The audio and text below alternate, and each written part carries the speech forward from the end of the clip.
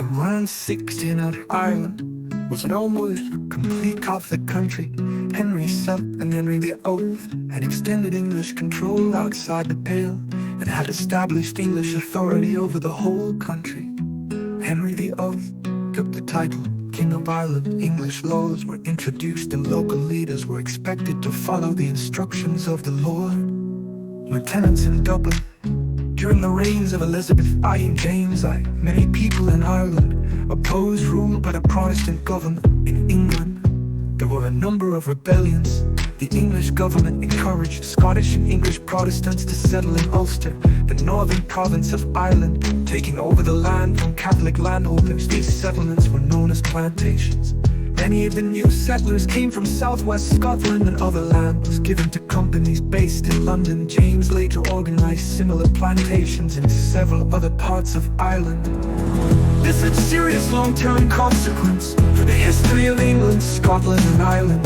Elizabeth was very skilled at managing Parliament. During her reign, she was successful in balancing her wishes and views against those of the House of Lords and those of the House of Commons, which was increasingly Protestant in its views. James I and his son Charles I were less skilled politically. Both believed in the divine right of kings, the idea that the king was directly appointed by God to rule.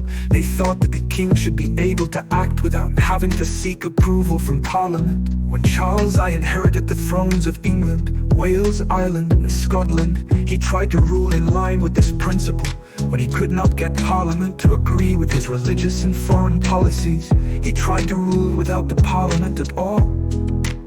For 11 years he found ways in which to raise money without Parliament's approval, but eventually trouble in Scotland meant that he had to recall Parliament.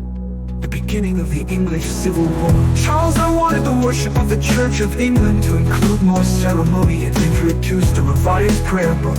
He tried to impose this prayer book on the Presbyterian Church in Scotland, and this led to serious unrest.